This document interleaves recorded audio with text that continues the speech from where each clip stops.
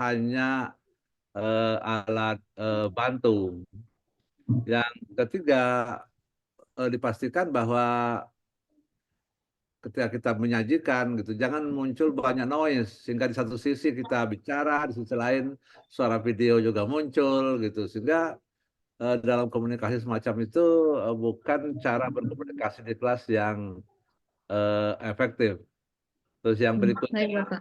kata-kata tertentu itu kalau bisa jangan terlalu banyak. Misalnya kata iya, iya, iya gitu. Kalau bisa jangan jangan terlalu banyak di sekali sesi itu. Nanti anak-anak akhirnya sibuk menghitung. Ibu nanti kita hitung ya berapa kali dia bilang iya gitu ya atau bilang nah dan sejenisnya. Eh, Gambar-gambar dalam video itu tergantung. Tapi kalau itu ada kekhawatiran diprotes oleh orang lain, maka orang-orang yang di-shoot dalam video itu harus dimintakan persetujuannya. So, kalau nanti tidak dimintakan persetujuannya, belum tentu dia menyetujui itu dan itu bisa menjadi perkara hukum. Apalagi misalnya katakanlah ada hal-hal yang bersifat sensitif. Saya kira begitu komentar saya. Terima kasih. Baik, terima kasih Bapak atas arahan dan bimbingannya. Baik, terima kasih Prof. Darwan atas masukan kepada Ibu Siti Hadijah. Berikutnya kita langsung saja kepada Ibu Umi Mardirah menunjuk warna ya kita. Poltekkes Kemenkes Semarang. Kita lanjutkan Dipersilakan dengan Ibu materi untuk kita pada hari memulai. ini. Kita akan Baik, belajar terima terkait kasih. dengan bahan kedokteran gigi dalam perawatan gigi. Nah, nanti kita di sini akan belajar tentang bahan basis, subbasis, tumpatan sementara, dan tumpatan tetap. Nah, untuk biar kalian paham terlebih dahulu apa itu bahan-bahan yang saya sebutkan ini, silahkan teman-teman mencari referensi yang sudah saya tuliskan di Saya sini. tidak tahu Ada buku noise Bahan ini dari Ajar mana sumbernya dari ya. bahan kedokteran gigi yang sebelumnya di Mohon awal kepada semester saya sudah Bapak Ibu yang memberikan kepada masih teman-teman sekalian. ini belum mute, mohon untuk mute terlebih dahulu. Oh ya, sepertinya memang dari Ibu Umi ya. Ibu Umi satu ruang dengan yang lain ya Ibu ya?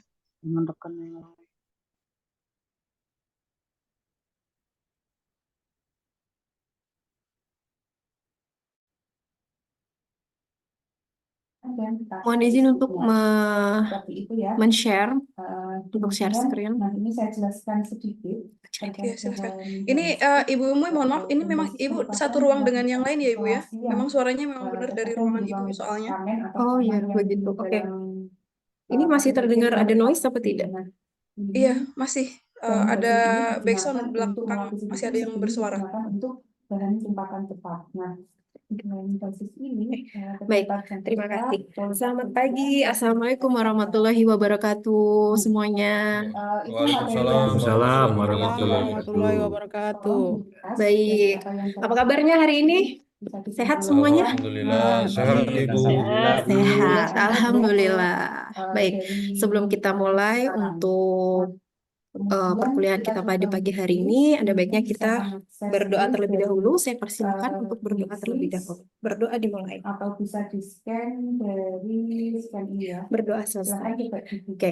baik. Di situ ada soal-soal Saya yang belum bisa melihat nih senyum-senyum manisnya. Baik, bagaimana kalau kita lihat satu video supaya semuanya bisa tersenyum? ini adalah Oke, apakah sudah bisa dilihat videonya? Sudah bisa didengar? teman-teman juga bisa dikerjakan. Apakah sudah bisa didengar yang tadi? Atau kerja dari kerja Belum, Bu, teman-teman. suaranya. Oh, belum. Suara. Oke, saya ulang kembali. Lanjutkan terlebih dahulu. Sebelum saya lanjut, Oke, apakah kita mulai ya. ada Bisa dilihat nih pertanyaan videonya. apa yang saya sampaikan? Mungkin coba saya dulu terlebih dahulu dari Bapak Feby, atau bisa mungkin ada yang bisa ditanyakan dari apa yang saya sampaikan. Selamat pagi. Tahukah kamu bahwa kamu adalah orang yang sangat beruntung? Karena dari jutaan orang yang ada di dunia ini, kamu termasuk salah satunya yang masih dikasih kesempatan saya jelaskan sedikit ya biar nanti ada gambaran oleh Tuhan untuk hidup untuk bahan basic dan Oke, baik. Sudah dilihat ya videonya. Semoga dengan video ini bisa menambah semangat. kasus Oke, kalau begitu bisa dong di-scan dulu barcode-nya. Yuk masing-masing teman-teman di-share dulu, di-scan dulu. Saya pengen melihat senyum manis atau senyum bahagia, gembira dari teman-teman semuanya. Bisa diisi dulu. Ditampilkan foto terbaiknya ya, dikasih senyum terbaiknya pada pagi hari ini. Silahkan. Sudah masuk ya? Oke, ini sudah ada yang mulai mengisi. Wow, Bu Siti Hadijah. Oh, senyumnya luar biasa sekali ini. Kayaknya tadi malam tidurnya nyenyak sekali ya. Oke, Pak Fatul Hilal. Wah, semangat sekali ini, Pak. Wah, mantap. Oke. Wah, Mbak Dewi Masita. Aduh, sepertinya rada pucet ya. Ini kurang make up sedikit nih. Oke. Oke, baik. Terima kasih. Oke, ini saya lihat kelas saya kalau disesuai dengan absensi yang saya terima ini ada 50. Ini sudah masuk. Oke, semuanya sudah. Terima kasih ya. Wah, senyumnya bagus-bagus sekali nih, manis-manis sekali. Artinya sudah siap ya untuk kita mempelajari untuk materi pada pagi hari ini. Oke. Boleh dilihat dulu, boleh bilang semangat pagi semuanya? Semangat pagi. Semangat pagi. Semangat Oke, pagi. terima kasih. Good, senang kalau kayak gini. Oke, ya.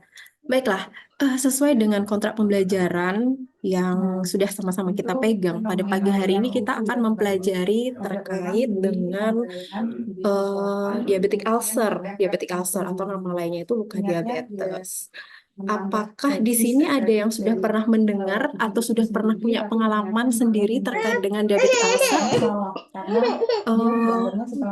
Mas Rizky, Pak Rizky Hadi, mungkin sudah pernah mendengar atau pernah punya pengalaman terlebih dahulu dengan diabetic ulcer?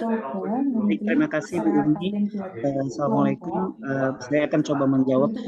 Saya sudah pernah mendengar terkait masalah diabetik karena kalau di Indonesia mungkin istilahnya dikenal juga dengan kencing manis ya Bu ya. Kalau saya salah, yaitu suatu keadaan di mana seseorang mengalami kelebihan gula di dalam darahnya gitu. Oke, baik. Terima kasih luar biasa sekali ya jawaban dari Pak Rizky. Mungkin ada yang pendapat lain ini. Apa sih pendapat kalian tentang diabetic ulcer atau apa sih yang dipikirkan pertama kali kalau mendengar luka diabetes itu? Bu Tati Maharani mungkin? Kalau sepengetahuan saya, kalau luka di dalam pada penderita penyakit diabetes itu, yang saya tahu adalah sulit untuk disembuhkan. Oke, luar biasa sekali. Ya, berarti sudah ada membaca dikit-dikit nih ya. Kalau diabetic ulcer itu atau luka diabetes itu luka susah disembuhkan. Baik, ya. Jadi kita mulai saja ya. Nah, ini yang bisa kita lihat. Jadi dari beberapa sumber itu banyak macamnya. Tapi kalau bisa saya simpulkan, saya mengambil sumber dari bukunya Suryadi 2015. Dikatakan bahwa diabetic ulcer itu merupakan luka terbuka pada bagian epidermis yang sampai ke bagian dermis sampai epidermis ya. Jadi sebenarnya lukanya itu seperti apa sih? Terus kok namanya diabetic ulcer gitu? Diabetic ulcer apakah ada kaitannya nih dengan diabetes gitu kan? Nah, kalau saya baca ya berdasarkan Riskesdas Jawa Tengah 2022, ini Indonesia ini lumayan tinggi loh kasusnya. Diabetes aja tinggi. Berarti apa nih kaitannya dengan diabetic ulcer gitu? Mungkin teman-teman di sini ada yang tahu nih kaitannya antara diabetes dengan luka diabetes. Sebenarnya itu apa sih? Bagaimana kaitannya? Kalau menurut Mas Fatul Hilal, bagaimana nih? Gimana nih kaitannya nih antara diabetes dengan luka diabetes? Itu berkaitan apa tidak? Silakan. Kalau dari izin menjawab Ibu, Ya, silakan. kalau diabetes itu nama penyakitnya. Kalau luka Oke. diabetes itu salah satu efek dari penyakit tersebut. Mungkin Oke, seperti itu Ibu. luar biasa ya. Diabetes itu penyakitnya, luka diabetes itu efeknya. Ya, namanya kurang lebih sama. Oke. Oke, ya. Bu Dewi Masita, mungkin nih, kalau menurut Pak Fatul Fathul Hilal tadi kan kalau diabetes, luka diabetes itu efek dari diabetes. Menurut Ibu bagaimana? Penyemangat di kelompok kalian bagi Yang saya seorang tahu perawat itu diabetes itu moto yang sama kalian tadi seperti teman saya itu em, ya. Untuk alur presentasi Mas Fathul. sendiri tadi ya Oke. bahwa diabetes itu ada dua yang saya tahu, ada yang basah dan ada yang kering. Jadi yang basah itu sulit untuk disembuhkan, yang kering ya bisa seiring dengan waktu bisa sembuh sendiri. Oke, baik, luar biasa sekali pengalaman nih. Ada informasi baru nih dari Bu Dewi Masita. Kalau ada yang namanya diabetes kering dan diabetes basah. Apa sih itu? Oke, kita lanjut saja ya. Oke. Jadi memang ada nih kaitannya antara diabetes mellitus dengan luka diabetes atau diabetic ulcer, atau misalnya di beberapa referensi itu dikatakan ulcus diabeticum.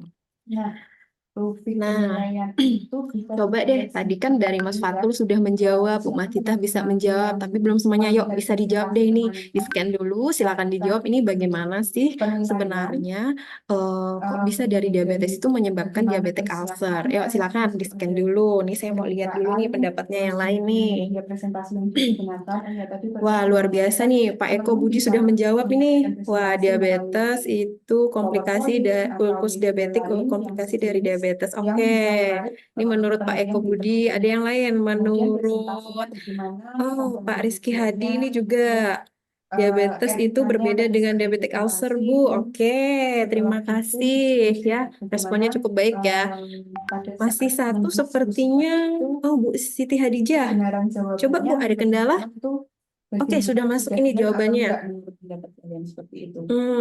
Diabetic ulcer merupakan komplikasi dari diabetes tipe 2. Oke, ini ada tipe 2 lagi, ada tipe basah, ada tipe kering. Baik, luar biasa sekali ya.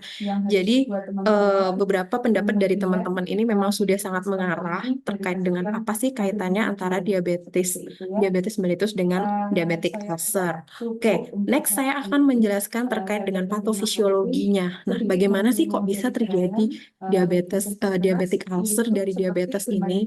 Nah, jadi diabetes mellitus itu kan di mana kadar glukosa darah itu kan tinggi. Nah, saat terjadi glukosa darah dalam tinggi itu menyebabkan asupan nutrisi dalam sel-sel itu terhambat. Nah, kalau misalnya nutrisi pada sel-sel itu tidak mendapatkan nutrisi, otomatis kan selnya akan mati, akan kelaparan. Nah, biasanya kita sebut dia dengan diabetic neuropati.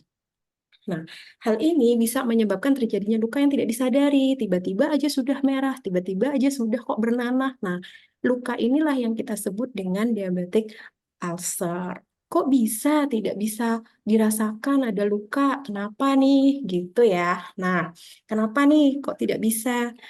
Oke, mungkin dari video yang akan dijawab, yang akan dilihat teman-teman ini, kalian bisa lihat dulu ya video ini. Di video ini akan menjelaskan bagaimana nih patofisiologi dari diabetes bisa menyebabkan neuropati diabetik dan bisa menyebabkan ulcus diabeticum. Oke, bisa dilihat dulu videonya.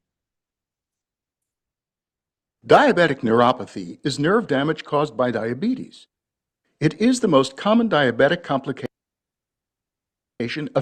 Oke, ya. Jadi dari video ini ada yang mau berpendapat? Kok ada istilah lagi nih diabetic neuropati? Ya. Oke, coba deh di-scan dulu. How about your opinion? Fill your answer here. Silahkan di-scan dulu. Gimana sih tadi? Kok dari diabetes ada istilah lagi tuh diabetic neuropati, terus ada lagi istilahnya diabetic neuropati, diabetic ulcer. Ayo, silahkan di-scan dulu. Diisi jawabannya. Baik, oke. Tapi saya pengen mendengar suaranya langsung. Kalau menurut Mbak Siti Hadijah, dari video tadi, apa yang bisa disimpulkan? Ya, Bu Umi, bisa dilihat dari video yang tadi ya, bahwa sakit gula darah itu sangat susah disembuhkan ya, dan itu bisa menjalar ke seluruh tubuh juga gitu. Istilahnya bagian tubuh manapun yang luka itu akan susah disembuhkan. Mungkin seperti itu, Bu Umi. Oke, baik. Luar biasa sekali jawaban dari Bu Siti Hadijah. Kalau menurut Pak Eko Budi, menurut jenengan bagaimana ini Pak? kaitannya tadi ada diabetes, ada diabetik neuropati, ada yang namanya diabetik ulcer berdasarkan Sepertinya memang patofisiologi sudah dengan setelah video Bapak. tadi yang Ya, mungkin ditonton. tadi saya Coba lupa silakan. menanyakan, iya. Ya, baik, Ternyata terima nggak kasih terdengar Bu sampai Umi. ke audiens seperti Jadi itu. gambaran saya ini diabetes ini adalah sesuatu yang mengerikan ya. Jadi dampaknya ini yang mengerikan. Jadi melihat paparannya tadi, kesimpulan saya sementara waktu memang ada diabetes yang istilahnya diabetes basah maupun diabetes kering. Tapi sama-sama efeknya luar biasa. Begitu Bu Umi, Oke, terima kasih baik. Luar atas. biasa sekali jawaban Pak Eko ya. Sudah sangat baik sekali jawabannya ya. Kalau boleh saya simpulkan bahwa jadi tadi sesuai dengan patofisiologi yang saya bacakan atau yang saya sampaikan bahwa diabetes itu kan kadar glukosa darah dalam darah itu tinggi. Kalau dianalogikan, kita pesan makan nih, kita nih lagi kelaparan, kita pesan makan, pesan GoFood, tapi di jalan itu macet. GoFoodnya nggak nyampe-nyampe, lapar nggak kita? Nah, kan lapar ya. Nah, kalau kelamaan laparnya nanti kita bisa mati. Nah, kematian inilah yang terjadi pada sel-sel itu, pada sel-sel saraf pada umumnya, pada sel-sel saraf ujung-ujung perifer. Nah, itulah yang menyebabkan diabetik neuropati. Diabetik neuropati itu apa? Tanda dan gejalanya apa? Salah satunya rasa kesemutan di kaki. Tiba-tiba tidak berasa atau berasa kebas. Nah, kalau sudah tidak berasa, otomatis kaki itu kan akan sangat mudah sekali terjadinya trauma, kesandung, nginjak batu, nginjak kerikil, terus tiba-tiba infeksi, terus tiba-tiba jadi luka deh. Nah, begitulah kira-kira analogi dari terjadinya diabetes, diabetik ulcer. Oke, nah, ini saya pengen memberikan kasus nih kepada teman-teman. Coba deh dianalisis, dibaca dulu kasusnya, dianalisis terkait dengan apa sih penyebab terjadinya luka pada Tuan H ini, dan kok bisa demam, seperti itu. Sudah dilihat semuanya kasusnya? Sudah? Oke, saya berikan waktu kurang lebih 20 menit untuk bisa dibaca dan bisa dianalisis. Ini secara pribadi saja, secara mandiri. Silahkan. Nanti setelah ini kita akan ada paparan pertanyaan dari saya terkait dengan analisisnya bagaimana yang dilakukan. Silakan dilakukan dulu analisisnya. Iya, dispesifikkan dalam bahan perawatannya. Oke, waktunya sudah selesai dianalisis ya. Oke, kalau dibaca sekilas nih. Pasien ini mengalami apa? Mengalami apa? Bu Siti Hadijah mengalami apa? Demam saya Bu, Oh ya, silakan. Oke. mengalami Demam. demam tinggi selama 2 hari Ibu. Oke, demam tinggi. Oke, tadi kan sudah dianalisis ya. Saya mau bertanya nih, kenapa kok bisa demam ya, Pak Fatul? Kan, Karena silakan. luka yang ada di punggungnya itu infeksi Bu. Oke, infeksi ya. Kalau infeksi, data apa sih yang bisa menjurus ke infeksi di sini, Pak Eko Budi? Oke, kan sudah dianalisis tadi. Oke, terima kasih Pak Eko Budi. Ya benar, kadar leukositnya ya. Ya benar ya, Pak Eko Budi sudah menjawab nih kadar leukositnya. Leukosit kan apa? Nah, salah satu kadar tentara dalam tubuh. Oke, luar biasa sekali pendapat teman-teman semuanya. Hasil analisisnya bagus-bagus nih, kritis semua penjelasannya. Dan didukung juga dari referensi-referensi. Baik. Dari kasus ini kita bisa simpulkan bahwa Tuan H ini mengalami luka diabetes yang sudah mengalami infeksi. Dibuktikan dengan kadar leukositnya itu sudah 17.000, sudah lebih dari 10.000 ya. Terus itu tanda dan gejala yang bisa kita lihat yaitu Tuan H mengalami demam sudah 2 hari. Terus kenapa kok bisa kok bisa infeksi? Kita juga bisa lihat ada faktor penyebabnya di sini, ada terdapat luka pada punggung kaki yang tertutup kasta yang sudah kotor dan basah. Nah, inilah yang menjadi sumber dari infeksi. Terus pasien juga mengalami atau memiliki riwayat diabetes mellitus sejak 8 tahun yang lalu, ya. Dan HB-nya juga rendah nih. Nah, ini akan menyebabkan terjadinya komplikasi-komplikasi seperti demam, dan pasien ini harus mendapatkan perawatan yang intensif karena demamnya harus diatasi dulu, terus lukanya juga harus mendapatkan perawatan luka yang baik dan benar, seperti itu. Oke, dari yang saya sampaikan dan dari hasil analisis kasus ini, apakah ada yang mau ditanyakan? Silahkan. Saya Ibu, Oke, silakan Pak Fatul. Ibu, dari macam-macam diabetes tadi, itu apa penyebabnya sama? Penyebabnya karena pankreasnya bermasalah, kan Bu? Oke, benar, pankreas yang bermasalah. Oke, Pak Fatul bertanya, apakah diabetes itu disebabkan oleh macam-macam, salah satunya pankreas yang bermasalah. Ada yang bisa menjawab dari pertanyaan Pak Fatul ini? Oh, Bu Dewi raise hand. Oh ya, silakan Bu Dewi, bisa dijawab. Apakah diabetes ini disebabkan hanya karena pankreas yang bermasalah? Tidak, Pak. Karena mm-mm. diabetes juga itu dari awal itu kan Ibu sudah mengatakan di prolognya, baik di prolog dan di materinya juga, itu kadar gula yang tinggi dalam darah, dan itu juga yang paling tinggi pemicu daripada terjadinya diabetes. Oke, terima Kayak kasih. gitu. Luar biasa sekali jawaban Ya. Bu Dewi Masita. Bagaimana Pak Fatul? Kira-kira bisa menjawab belum pertanyaan dari jawaban Bu Dewi Masita? Iya, kan bukan kenapa sampai gulanya tinggi itu kan ada penyebabnya, Ibu. Itu kan yang jadi Oke, penyebabnya sebenarnya kan. penyebabnya gulanya tinggi kenapa ini? Gitu ya. Oke. Mungkin ada yang bisa menambahkan. Bu Tati mungkin. Ada yang Bu yang bisa ditambahkan. Kalau menurut saya, pertanyaan Pak Fatul itu, kadar gula tinggi itu karena ketidakmampuan pankreas itu berfungsi dengan baik. Tetapi Oke. diabetes ini tidak hanya eh, dari keturunan yang kita tahu, tapi ya pola pola hidup, gaya hidup juga mempengaruhi kesehatan pankreas itu gitu. Oke, luar biasa sekali jawaban dari Bu Tati. Bagaimana Pak? Udah kejawab belum? Sepakat, Bu. Oke, kalau bisa saya kan ya pertanyaan itu. Nah, kemarin pada pertemuan sebelumnya kita sudah Mohon mempelajari maaf untuk waktunya sudah habis, Ibu. diabetes ada faktor yang bisa diubah dan tidak bisa diubah. Nah, salah satunya adalah karena ketidakmampuan pankreas dalam memproduksi hormon apa? Ada yang masih ingat? Pak Eko, ya benar, terima, Insulin. benar, wah pintar-pintar sekali ini, masih ingat materi sebelumnya, hormon insulin. Baik, nah ya, jadi terjadi ketidakmampuan pankreas untuk memproduksi hormon insulin. Hormon insulin untuk apa? Untuk mengontrol kadar glukosa Ibu, dalam mohon darah. maaf, waktunya sudah habis, Ibu. Oke, baik. Untuk next pertanyaan, untuk next meeting, kalian bisa scan di barcode ini ya. Di sini saya sudah menyiapkan tugas. Kalian bisa klik pada menu tugas ya. Nanti kalian masuk dulu ke beranda ini, terus kita klik pada menu tugas, ada video. Silahkan kalian analisis video tersebut.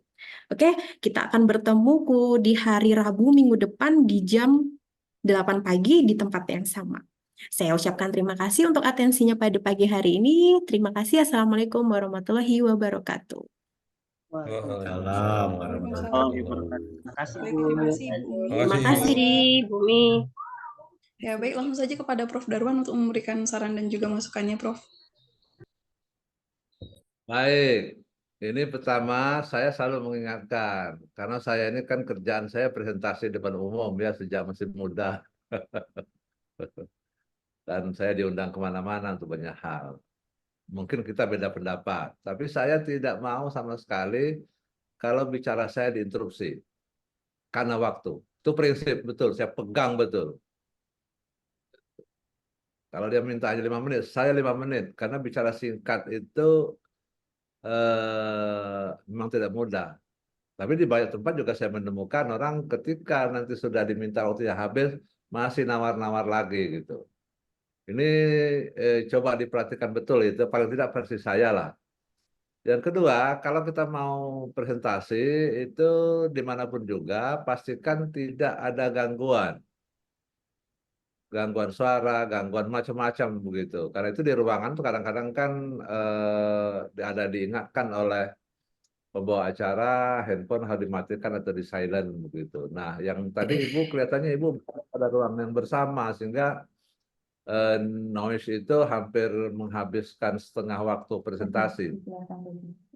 Nah, yang ketiga, kita bagus sekali bertanya banyak dengan para mahasiswa. Tapi kalau jawabannya itu semua diapresiasi, semua bagus gitu. Lalu masa mengatakan yang Ibu ajarkan itu nggak ada yang baru.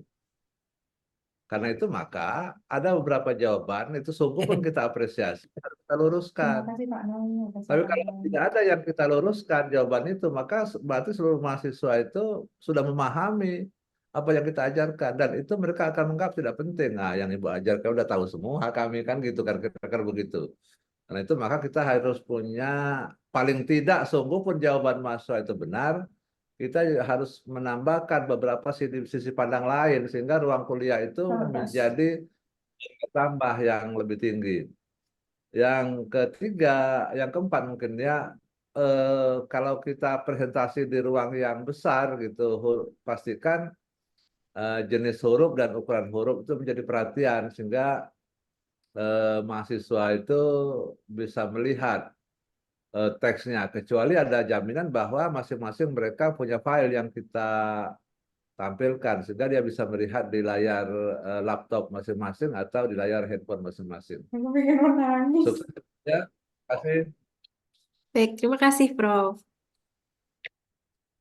Baik, terima kasih Prof. Darwan atas masukannya kepada Ibu Umi Margirahayu.